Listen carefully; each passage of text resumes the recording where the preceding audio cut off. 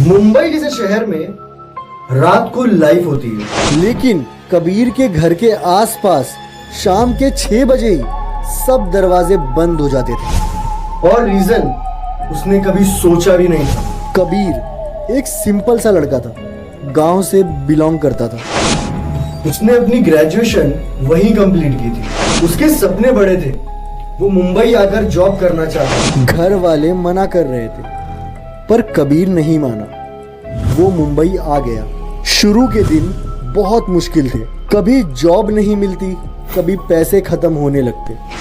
काफी स्ट्रगल के बाद फाइनली जाकर उसे जॉब मिली। कबीर ने सोचा कि उसे इंडिपेंडेंट रहना चाहिए और उसके दोस्तों को भी प्रॉब्लम ना हो। तभी उसे एक जगह मिली, थोड़ी दूर, थोड़ी अलग, पर सस्ती और बिल्कुल शांत। इसी वजह से कबीर ने वो रूम ले लिया। शिफ्टिंग वाले दिन कबीर शाम को वहां पहुंचा, पर सामान सेट करते करते रात के 12 बज गए। आसपास के लोग शाम के 6 बजे ही दरवाजा बंद कर चुके थे। उसने इग्नोर कर दिया। रात के करीब 3 बजे उसे आवाज आई, जैसे एक बच्ची रो रही हो, और साथ में एक औरत भी। वो थक गया था, सो गया। सुबह 5-6 बजे कबीर उठा। रात की आवाज उसके दिमाग में थी। वो बाहर गया चेक करने, पर सब नॉर्मल था। लेकिन वो आवाज वो भूल नहीं पा रहा था। और फिर कबीर अपना सारा ऑफिस का काम खत्म करके घर लौटा। और जैसे ही कबीर ने डोर ओपन किया और घर के अंदर एंटर हुआ, उसे ऐसा फील हो रहा था जैसे कोई उसके पीछे चल रहा हो, पर कोई नहीं था। फिर रोने की आवाज, इस बार दरवाजे के बाहर से। उसने एक शैडो देखी, जैसे कोई औरत बैठी हो। उसने दरवाजा खोला, पर बाहर कोई नहीं था।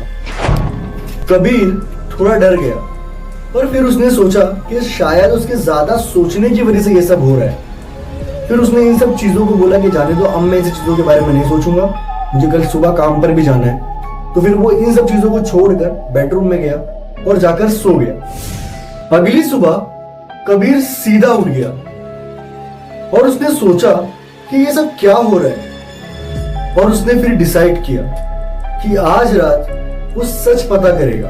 रात के करीब 2 बजे फिर वही रोने की आवाज। इस बार आवाज उसके रूम के अंदर से आ रही थी। कबीर धीरे से उठकर बैठ गया और उसे फील हुआ कोई उसके रूम में है, जैसे कोई धीरे धीरे उसकी तरफ बढ़ रहा हो। फ्लोर पर हल्की आहट। दोनों धीरे धीरे कबीर की तरफ देखने लगे। कबीर का गला सूख गया। कबीर पीछे हटने लगा। कबीर ने डरते डरते कहा, तुम कौन हो?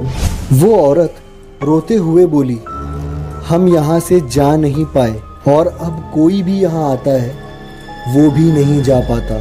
कबीर ने जोर से चिल्लाया, मुझे क्यों परेशान कर रहे हो? मैंने तुम्हारा क्या बिगाड़ा है? उस बच्ची ने अचानक रोना बंद किया और सीधा कबीर को देखने लगी। फिर धीरे से बोली, क्योंकि तुम देख सकते हो। जैसे ही कबीर मुड़कर भागने लगा, अचानक से उसका दरवाजा जोर से बंद हो गया। रूम की लाइट ब्लिंक करने लगी और वो औरत धीरे धीरे उसकी तरफ रेंगने लगी। कबीर चीखने लगा, नहीं, दूर रहो। उस औरत ने कबीर का पैर पकड़ लिया और उसे नीचे घसीटने लगी। कबीर ने छुड़ाने की बहुत कोशिश की, पर उसकी ताकत खत्म हो रही थी। और धीरे धीरे सब जगह अंधेरा हो गया। कबीर बेहोश हो गया। जब कबीर की आंख खुली, सुबह नहीं थी बल्कि शाम हो चुकी थी। घड़ी में 5 बज रहे थे। वो पसीने में भीगा हुआ था और बिना पीछे देखे सीधा घर से भाग गया। वो अपने फ्रेंड्स के पास गया, सब बताया। कबीर का फ्रेंड बोला, भाई उस घर में पहले एक औरत और एक बच्ची की डेथ हुई है। तब से कोई ज्यादा दिन वहां टिक नहीं पाता।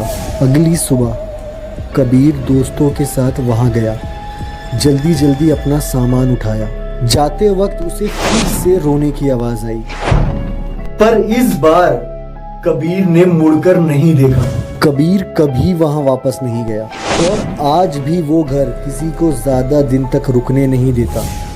अगर तुम कबीर की जगह होते तो उस जगह रुकते या वहां से भाग जाते?